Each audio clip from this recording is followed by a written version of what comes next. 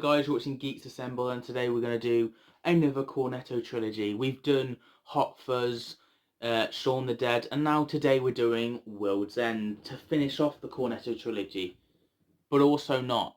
I count Paul the Alien as part of the Cornetto trilogy, and Run Fat Boy Run part of the Cornetto trilogy as well. It's just my personal, I know it's not, but for me, technically, I kind of count them as the trilogy part of it. I mean, obviously trilogy kind of means three, but you know. Anyway, let's get on to the review today of World's End. And it does bring towards an end at the end of the film, so that's pretty cool. Let's get on to it. Gary King, of course. He has not... Basically, the whole story is about his friends and how they used to play about at school and run wreck of the neighborhood, and they've all grown up.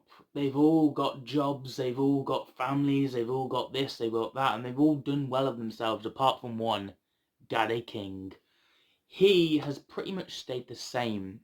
He's pretty much on this where everyone else has moved on. He can't move on, and he stays. And it's all because of one day they all had together as a brilliant day, and he didn't want to ever leave that moment, so he tried to recreate it and constantly drink, and it left him trying to still stay the same, whereas everyone else just moved on with their lives and he can't move on.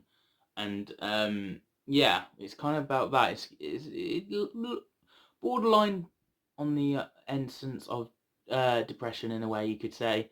But yeah, this film's quite funny in aspects. I do think it's the weakest Cornetto trilogy out of them all, but it's a good one still. I've just finished watching. Credits are rolling for it right now, so I've just finished it. And well, they've got about 11, 12 pubs to go to. I know they made it to 10, and then they went to another, and maybe another after that. So it's got to be around 11 or 12. And they've all got a bucket list of trying to get to. And he basically says his mom's dead when it's not. And he tries to get them all together, trying to recreate this moment. And it doesn't really work because everyone else is like, oh yeah, this is fun. They don't really want to be there. They've done this. They don't need to do this again. Whereas Gary King's like, yeah, this is great. We did this before. Whoa! Remember the time when we did this? Do you remember the time when we did that? And everyone's like that. And then also we have one of them's sister come in, and Gary King tries to get in with her, and it fails. But she does get with one of the other friends, which is decent, and one that he's always loved. So it's kind of that romance, her happy ending at the end of the film. But also the other one, her brother, he's kind of got a ripped head, and he's a state agent person, so he's still doing his job, but he's a fail, and everyone keeps ripping on him because he's a blank. And what a blanks are, the whole village has been taken and turned into these blank creatures because the aliens decide the humans are messing up their planet. We're going to help by replacing them with better people. Well, robot people, kind of. They don't like to be called robots, but we'll call them blanks. Blankety blank. They're in the toilet, and Gary King punches one of them and finds out. Their head comes off, and they're blue, and oh dear. And then they have this cool little fight scene in the toilet. It's pretty cool. I like that. I like that aspect. And then them trying to carry on with the drinking quest to please Gary King, but also to not look suspicious. But they have some good cameos, I have to admit. David Bradley, who plays many films, Harry Potter, so on, and played the first Doctor in Doctor Who. He was in this, which is nice, and he's been in the Hot Fuzz as well, and I may have been in, I don't think he's been in Shaun the Dead, but he may have been. We also get James Bond. Timothy Dalton's in this, I do believe, which is very interesting. So a Doctor and a James Bond, oi. Wow, the budget for this. And obviously one of the friends is actually from The Hobbit. So you've got a lot of trilogies here, and their work. Yeah, not to mention Simon Pegg and Nick Frost, who are the main characters in this. They're brilliant, and they've been in Doctor Who and all other stuff as well. So it's kind of all linking in with different genres and different shows, which I like. You know these familiar faces. Yeah, the blanks then, they were intriguing. Obviously, you could tell they were fake. At the start, you really didn't notice And then when the characters notice, you notice. They're all walking in sync and stuff like that, and they're all stopping.